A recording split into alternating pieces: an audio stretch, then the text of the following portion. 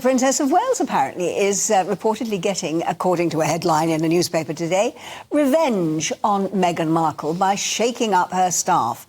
And it's a royal expert that's claimed this. I can sense your cynicism on this one, Angela. Anyhow, Kate is said to have hired brand management expert Alison Caulfield as her new private secretary in a bid to boost wider recognition for her charity work.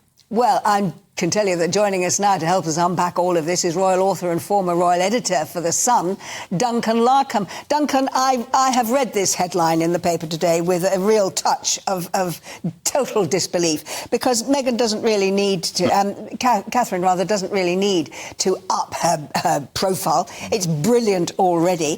And, you know, she's not being threatened by Meghan. Is this a newspaper trying to suggest that there's going to be a cat fight between these two?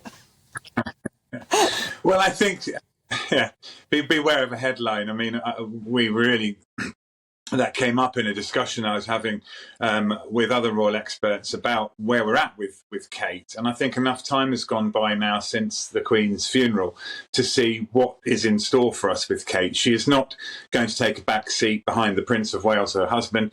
She's obviously got all sorts of things that have been said, accusations fired at her by Harry and Meghan, with interviews and the book, of course. So what are we seeing? Well, we're seeing Kate being positioned at the moment really right at the forefront of the effort of the new king.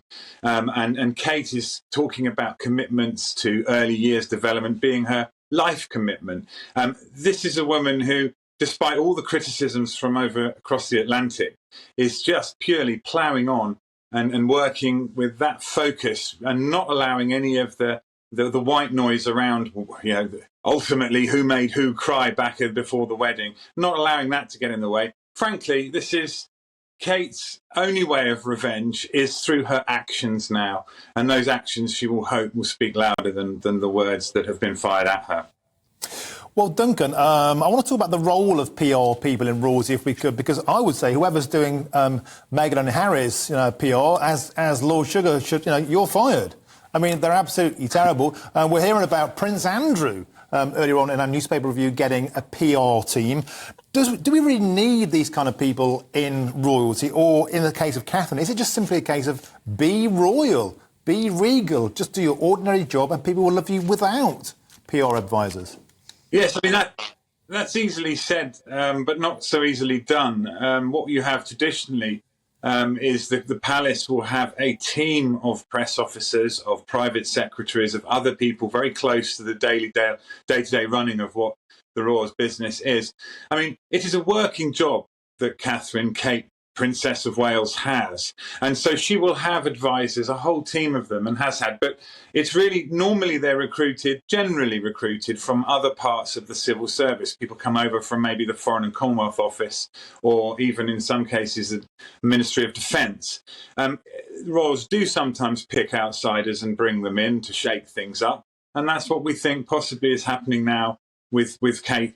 I mean, Kate is a link between the younger generation and the elder generation of royal fans that obviously now delighted that King Charles is making such a good start to his reign. The person who is being appointed to this new role is called Alison Caulfield, and she's being described, forgive my language, but this is how she's been described, straight-talking ball breaker, and she's the new private secretary. Yeah. So, as you say, she's come from an entirely different background, and it will be interesting to see what she actually does to Catherine's image when she's, as we say, already doing such a fantastic job, just getting on with what she genuinely believes in. Well, I think you have to be full of admiration for the way that Kate has conducted herself in not only in these past few months, but frankly, since she first arrived on the royal scene way back in 2004.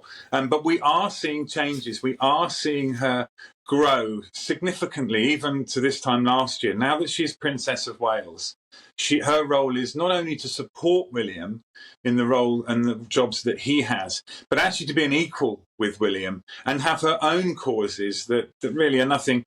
William may be involved on the periphery, but essentially it's all about her. Of course, that happened with Diana as well. It didn't go too well before. There was a lot of jealousy between Prince Charles and the popularity of his then wife. But with William and Kate, we seem to have this perfect team emerge where they're working for each other, with each other, but also achieving a goal together in separate entities. And I think the teams around them are very important to me.